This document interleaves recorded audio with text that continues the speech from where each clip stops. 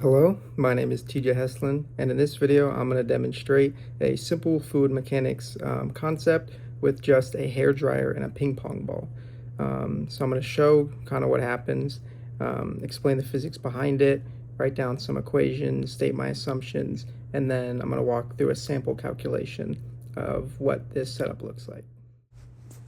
Here is the concept in action. So as you can see, the ping pong ball just hovers in the hairdryer, and even if you tilt it slightly, the ball does not just fall out and remains trapped in the airstream, even though it looks like gravity should just pull that ball right down.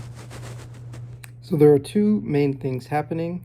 There's the vertical effects and the horizontal effects. So vertically is more simple. The airflow is just creating an upward force, and the ball has the downward force of gravity, and those cancel out in the vertical. Horizontally, it's a little more complicated, but the pressure difference around the ping pong ball tends to push it back to the center of the jet, and because it's so light, it doesn't take a lot of force to do this.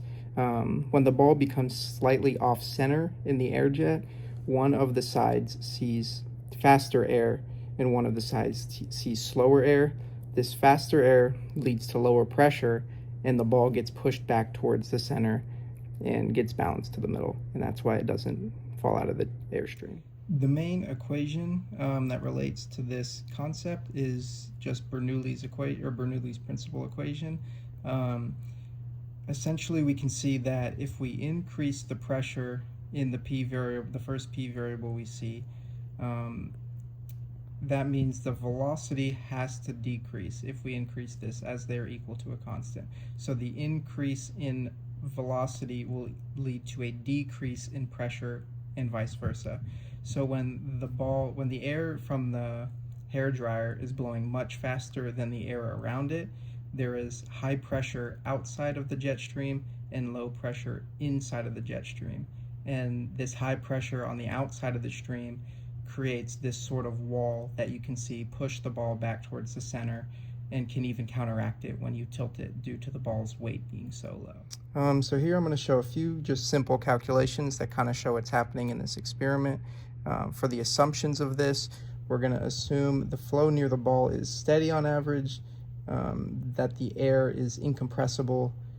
We're going to assume an average velocity just for the simplification of the calculations, and just neglect the losses to make the equations easier to show.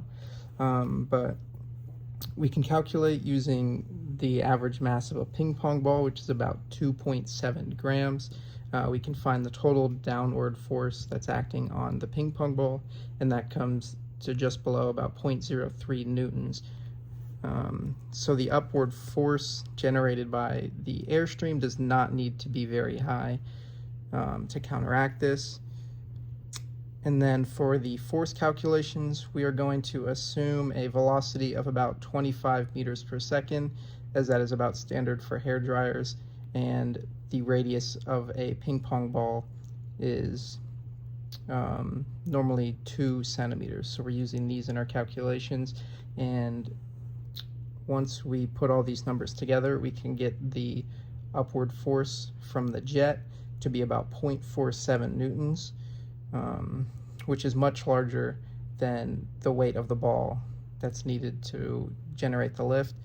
And while only a fraction of the percentage of this force is acting horizontally, it only needs a small percentage of that to balance with the 0.03 Newton weight that's needed to keep it up. So these calculations show that the experiment is very reasonable and show kind of how this works from a more numerical standpoint. So just to kind of quickly summarize everything here, the ball hovers vertically due to just the upward force from the hairdryer, as we calculated previously, and we can use Bernoullis equation to kind of explain why the ball wants to stay centered.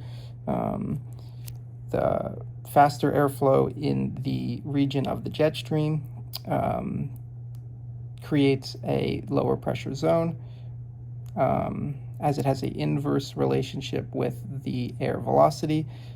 This means the still air around the jet will have a higher pressure and a lower velocity, and this ball tends to want to go to the lower pressure, which happens to be inside of the airstream, and therefore does not get pushed outside of the airstream, even when you tilt it slightly left or slightly right.